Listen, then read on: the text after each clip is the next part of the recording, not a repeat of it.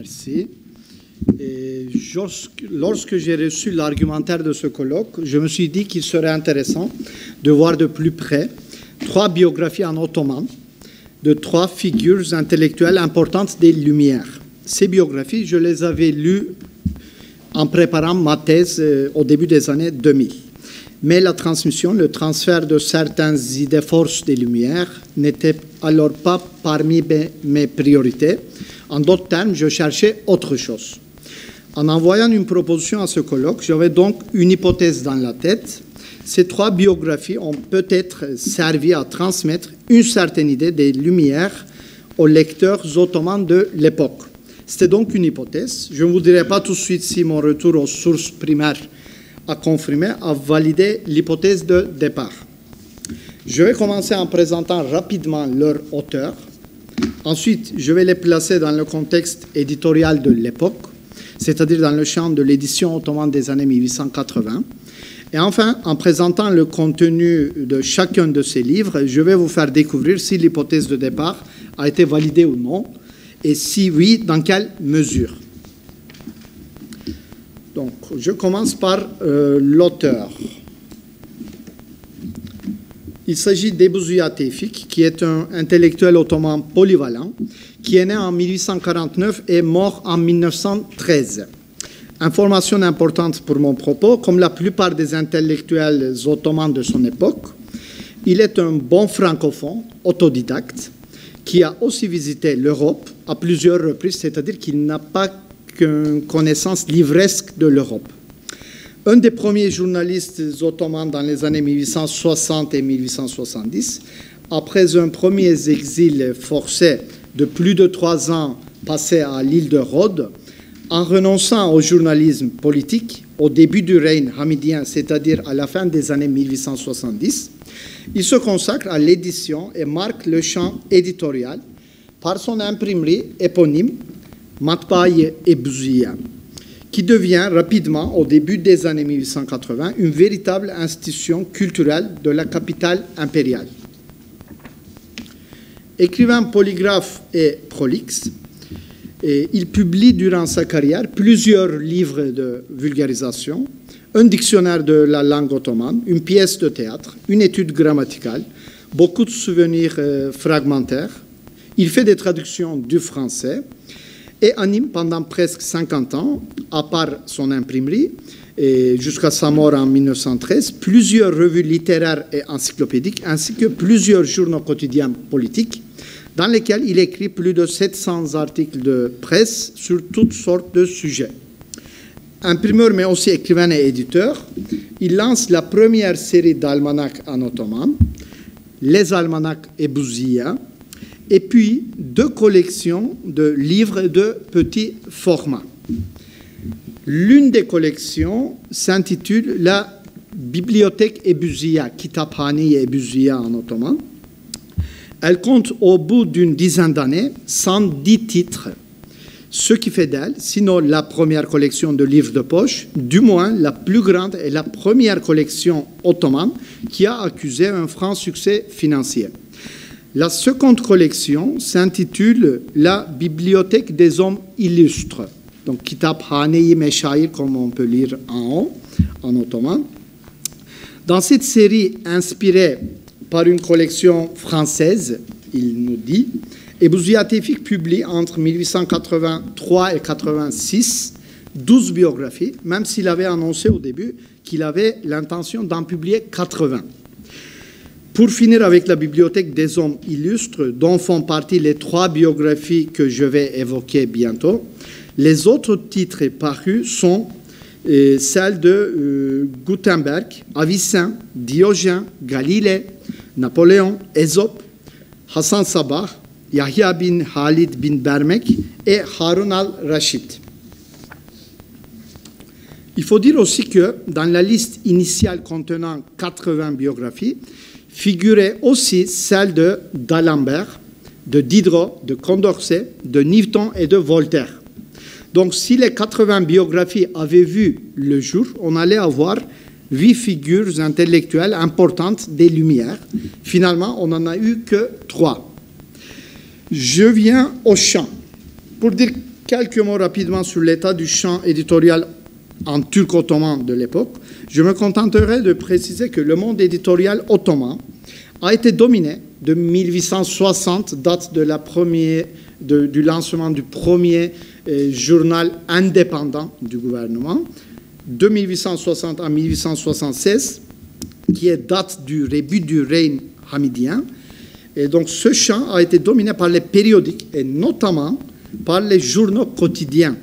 Et c'est la pression politique qui monte depuis 1873, ainsi que la censure hamidienne qui s'établit progressivement à partir de 1878 et qui réoriente en quelque sorte, qui canalise les hommes de plumes ottomanes vers la publication de livres plutôt que de journaux politiques sur des sujets en apparence non politiques. En d'autres termes, ces collections lancées par Ebou Züya Tevfik, ces collections d'almanachs, ces collections de livres de petit format et de biographies d'hommes illustres s'insèrent dans ce contexte particulier. Autrement dit, elles participent pleinement de ce processus de reconfiguration du champ éditorial et intellectuel ottoman au début des années 1880. Les livres bon marché, ces livres qui sont très bon marché, et de ces deux collections d'Ebou Züya Tevfik étaient tirés à 3000 exemplaires, ce qui est un chiffre très considérable pour l'époque et pour aujourd'hui aussi pour le champ éditorial turc. En plus, certains de ces livres ont eu des deuxièmes, voire des troisièmes éditions à l'époque. Ce sont donc des livres qui ont eu la plus large diffusion possible auprès du lectorat ottoman. Je viens maintenant aux biographies de Rousseau, de Buffon et de Franklin. Quelques mots sur les sources d'Ebou Züya Tevfik pendant la préparation de ces biographies. Malheureusement, conformément aux conventions littéraires de l'époque, Ebou Züya Tevfik cite rarement ses sources. Néanmoins, il écrit qu'il a utilisé dans ses biographies, entre autres sources qu'il ne cite malheureusement pas, le dictionnaire philosophique de Voltaire et les causeries de lundi de Sainte-Beuve. Il est fort possible qu'il se soit aussi appuyé à des encyclopédies, des dictionnaires biographiques et à des histoires surtout littéraires, tous en français. Sans plus m'attarder sur les sources de ces biographies, je voudrais présenter maintenant ces livres rapidement. Quelques précisions d'ordre matériel. Tous les livres de cette collection sont de petit format, c'est-à-dire 36 pages de 15,5 cm de longueur et 10,5 cm de largeur. Donc, c'est des livres de poche. La biographie de Buffon a eu une deuxième édition augmentée en 1891, donc quelques années après, 47 pages. Celle de Benjamin Franklin a eu même une troisième édition augmentée, toujours en 1891, 48 pages. Quant au contenu, pour ne pas me borner à vous reproduire ici platement les phrases d'Ebou Züya Tevfik qui ne sont pas très originales, je voudrais d'abord préciser ce que je comprends moi-même du terme et du concept des Lumières. Et là, je vais le faire malgré l'intervention magistrale très éclairante de Bertrand Binoche hier, surtout en ce qui concerne le mot « contre ». Les Lumières, pour moi, signifient avant tout, désignent au fond une attitude critique contre toute autorité et opinion établie et traditionnelle. Donc, c'est une opposition de principe à tout dogmatisme. Donc, dans un premier temps, une attitude négative, réactive, une façon systématique de penser contre. Mais aussi, dans un second temps, une attitude positive, si on veut, une croyance inébranlable en la science, en majuscule, et par conséquent en la nécessité de la diffusion des lumières de la science par l'éducation, d'où une vision particulière du savoir et de sa diffusion, l'encyclopédisme. Ayant ainsi défini les contours des lumières que je cherche dans ces biographies, je peux enfin vous livrer mes constatations sur leur contenu. Et je voudrais aussi dire que le terme de lumière, en pluriel avec majuscule, n'existe pas en ottoman. C'est-à-dire que même s'il y a eu, tandis que ça existe en turc, mais ça a été créé probablement dans les années fin 20, peut-être début 30, je ne peux pas dater pour l'instant.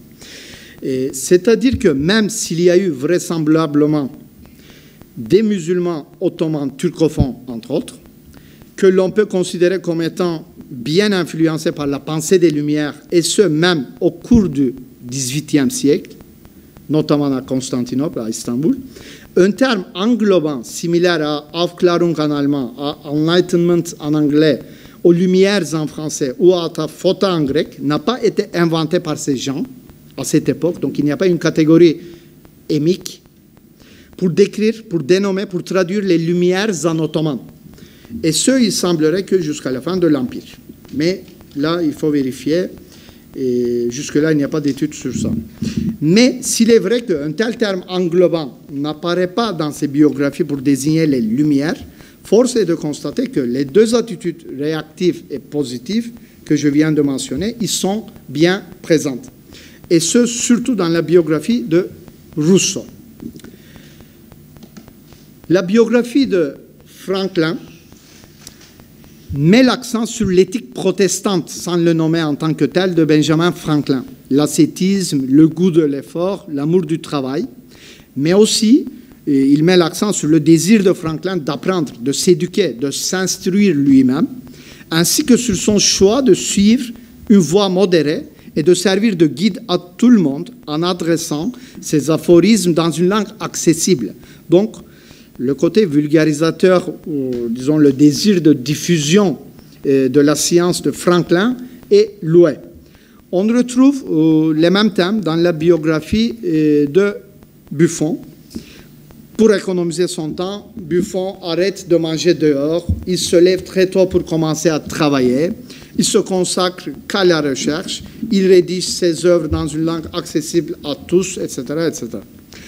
Pour récapituler, dans ces biographies de Buffon et de Franklin, on retrouve trois grands thèmes récurrents, trois vertus qui sont mises en avant, mises en valeur constamment, l'ascétisme, le goût de travail et le désir de diffuser la science et aussi la bonne morale. Des thèmes que l'on peut, si l'on veut, voir en relation avec certains aspects des Lumières. Mais si on veut vraiment trouver un éloge des principes des Lumières, il faut les chercher dans la biographie de Rousseau. Rousseau est une figure intellectuelle vénérée par Ebou Ziyad Tevfik durant toute sa carrière. Dans les années 1880, sa revue Mecmuaye Ebou Ziyad, donc une revue éponyme encore, joua un rôle important dans l'introduction, dans la traduction de l'œuvre de Rousseau en turc ottoman.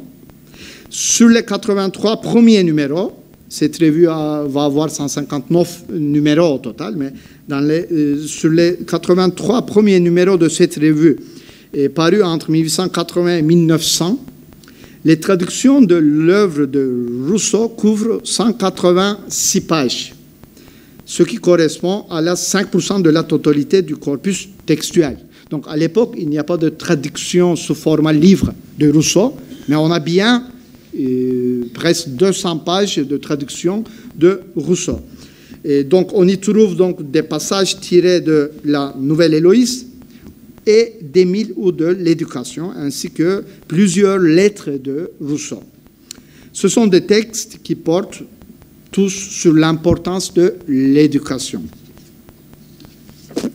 Pour revenir à la biographie de Rousseau, celle-ci est un bon récit biographique bien construit. L'œuvre intellectuelle est expliquée à la fois par le caractère du personnage et par le contexte historique qui semble, en dernier ressort, plus déterminant. Et on dirait même une sorte de démarche socio-historique bien avant la lettre, c'est étonnant. Et le fil conducteur de la biographie du grand penseur qui est Rousseau est sa quête perpétuelle d'autonomie socio-économique et sa recherche de la vérité absolue.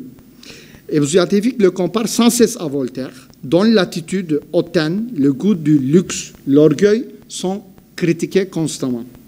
Toute l'œuvre de Rousseau est brièvement expliquée de manière encyclopédique, comme des petites entrées, par une mise en contexte systématique. Donc, chaque fois qu'il parle d'une œuvre, d'un ouvrage ou d'une lettre de Rousseau et Bouziat Tewfik, il les place dans les polémiques de l'époque. Donc, c'est toujours interactionnel. Pour le contrat social, par exemple, on lit une phrase. Rousseau publia en 1759 un livre intitulé « Contrat social » pour défendre l'idée que la société devrait être fondée sur un fondement social et naturel qui est l'égalité absolue entre les hommes. Donc ça, c'est la première page de la biographie, et il y est écrit Jean-Jacques Rousseau en haut, et il y a même une correction en bas, donc il y avait une erreur d'imprimerie, une coquille, donc ils ont collé quelque chose. Ou bien, pour Émile ou l'éducation, donc on lit encore une sorte d'explication très courte. Rousseau réfuta dans cet ouvrage la Sainte Trinité avec des arguments rationnels et prouva ainsi l'unicité du Dieu, d'où la réaction du clergé qui le déclara hérétique et mécréant. Et Bouziat Tewfik met en exergue et met en évidence tout au long du texte que la vie de Rousseau est une succession de recherches de la vérité et donc des prises de position contre les tendances, les postures de son époque, contre les croyances de ses contemporains et contre les opinions et les convictions populaires.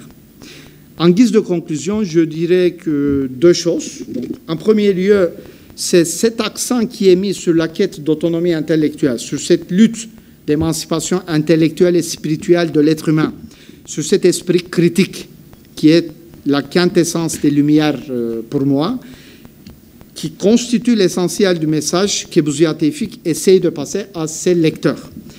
Et enfin, en dehors de ce message moraliste, en quelque sorte, la présentation brève et chronologique de la totalité de l'œuvre de Buffon et de Jean-Jacques Rousseau particulièrement inscrit ces deux biographies dans une vision encyclopédiste du savoir qui est une autre caractéristique des Lumières. Merci de votre patience.